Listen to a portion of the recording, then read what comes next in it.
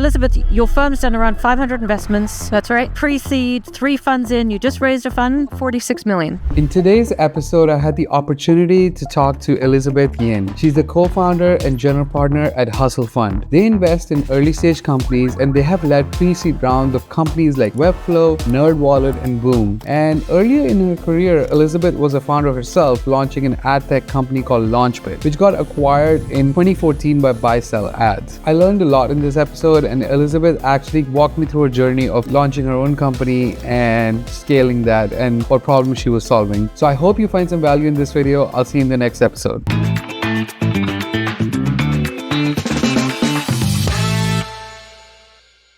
I'm really excited and happy to have you on the show, Elizabeth. How are you doing today? Thank you so much, Manav. It's so great to be here. The coolest thing I saw in your LinkedIn was like there was a 3-year gap where you just tried a bunch of things and you said, I tried many things. I learned a lot of lessons.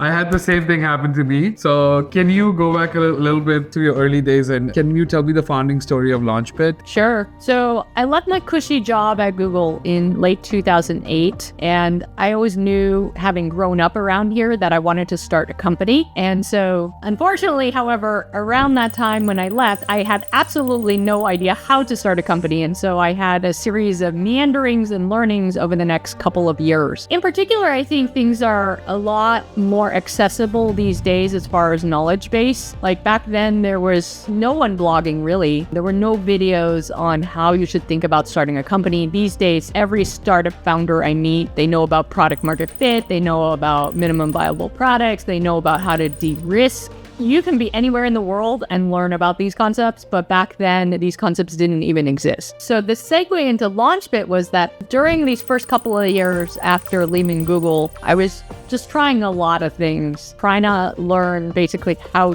to do customer acquisition, and was mostly an affiliate marketer at that time. But one of the things that I realized is that actually it's quite hard to be an affiliate marketer, and ad channels are pretty saturated. But a channel that actually is not very saturated, and I still believe this today, is email marketing. I still think that if you have a very compelling email marketing strategy and messaging, it can be extremely effective. And so that was the genesis for LaunchBit, where I had so many friends who were marketers by that point, including myself, like people doing affiliate marketing, selling all kinds of products, etc. And many of them were finding the most success with email marketing. But the issue with email marketing is that, you're either limited to the subscribers you have, or if you try to do cross promotions with other people, there's a lot of manual work. For example, if I want to form a partnership with your newsletter or somebody else's newsletter or your blog list, etc., there's just a lot of manual work in doing the outreach and setting up the campaigns, etc. And it's kind of slow moving. So what LaunchBit was, is it was a platform to help with this issue, to help newsletters cross promote with each other, and also for products to be able to get into newsletters more easily at scale. So essentially an ad network for email, if you will. Okay, so what was like the takeaway from LaunchBit? Like, were you happy with the outcome of how the company got acquired and everything? And like, when did you know that,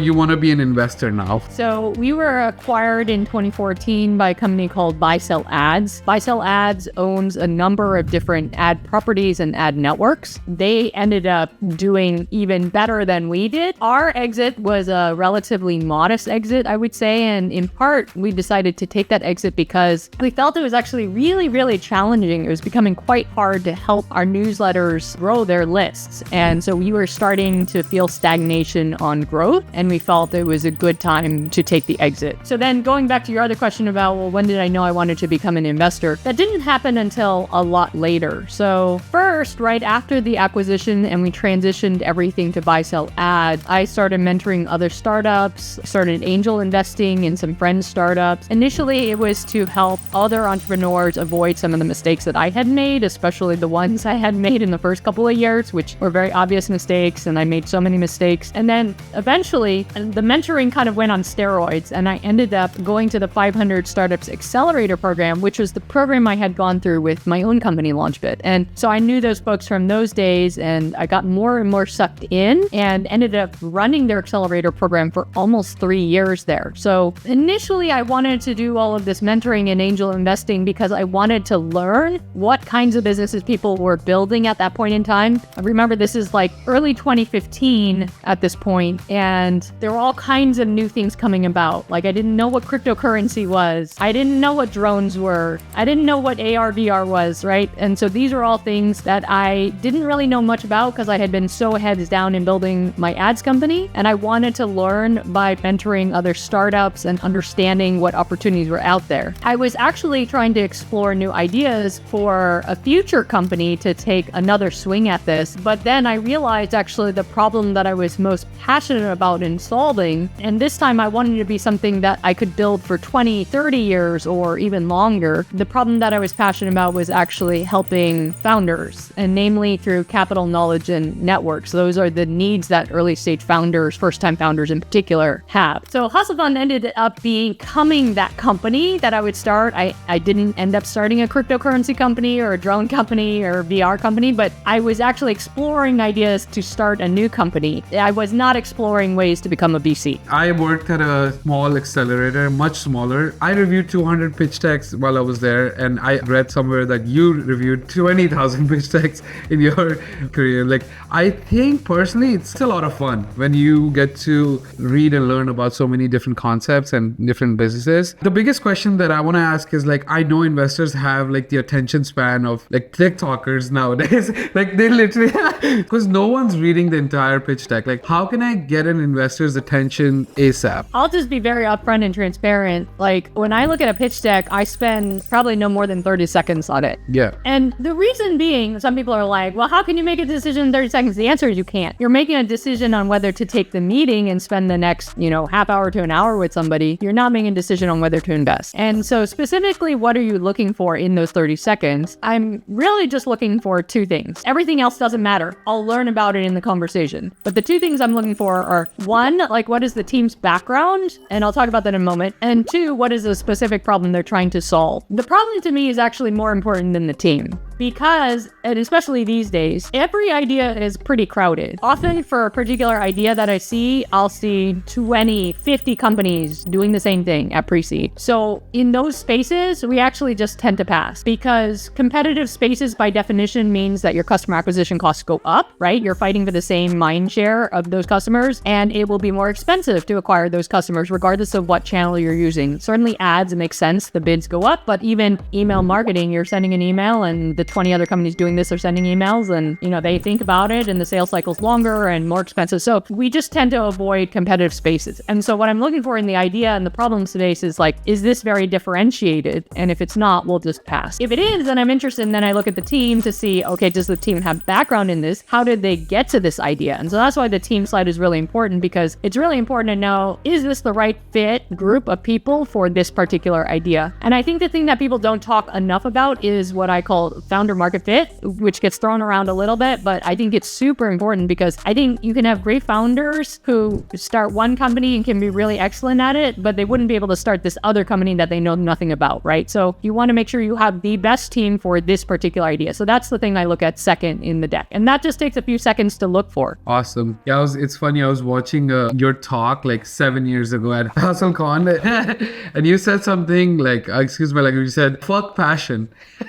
And it was great. Like, the entire crowd was laughing, and I actually relate with that, because a lot of time in life you don't really know, like, you're just going down this path. How do you think about that? Like, you should always just look for problems to solve when you're starting a business, or how do you justify like deciding, oh, I'm going to devote my next 3 years to AI and like really go deep in that space? So how do you think about that? I don't think there is any right path, but I think being self-aware of what it is you want is really helpful and important. So there are some founders who are solving a particular problem because it hit them personally. Either they faced it before at their prior employer, or in health especially, something happened to a loved one and they went down this rabbit hole of whatever it is. There's that group of people, like people who decide to start a company because of a very specific problem, but otherwise wouldn't necessarily be starting a company. They just care passionately about that problem and want to solve it. That's one group of people. And that's a group that we do back a lot because we know that their commitment to that problem is very high. There are other groups of people where it's like, I really want to work with this co-founder, or I really want to work with this group of people. They care less about the problem and care more about the team and the culture of the entity they're trying to set up. And that's where you get more of the idea hopping I see. That's not necessarily a bad thing. I think founders need to know when to pivot, but you obviously don't want to jump around too much before you get any learnings either. Like, your most ideal scenario is you do an experiment, you learn, you iterate on that experiment, you learn, maybe eventually you do a jump, but ideally you're not making crazy leaps all around into things that you didn't have any learnings on. Great. And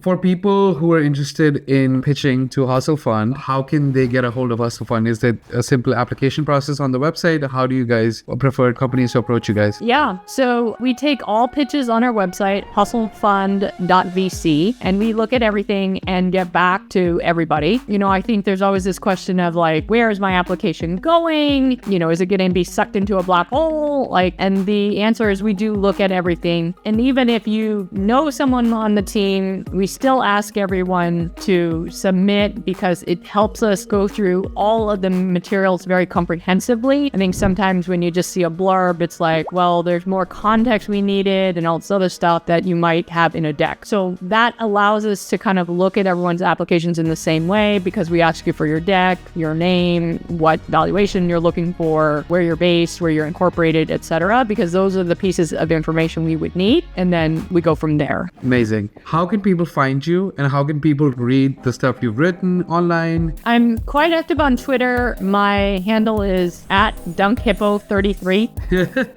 And my blog is elizabethyin.com. I have not been blogging as much over the last few years, but on Twitter, I write a number of tweet threads, which is basically mini blogs that kind of get to the point quicker. Thank you so much, Elizabeth. I know you must be really busy. I really appreciate you coming on the show. Guys, if you have a company, please go to hustlefund.vc and do your application process today. They get back to you really fast and they respond to every application. Thank you so much, Elizabeth, for coming on the show. I hope to do a recap with you in a year or two and then see where our journeys have brought us. Thank you so much, Manav. I appreciate it. Also, I wanted to say, if you're new to this channel, please hit that subscribe button, because we want to show this video to more and more founders and entrepreneur and aspiring founders, because that will help my mission of educating more and more people and helping them with their journey. Thank you so much for watching.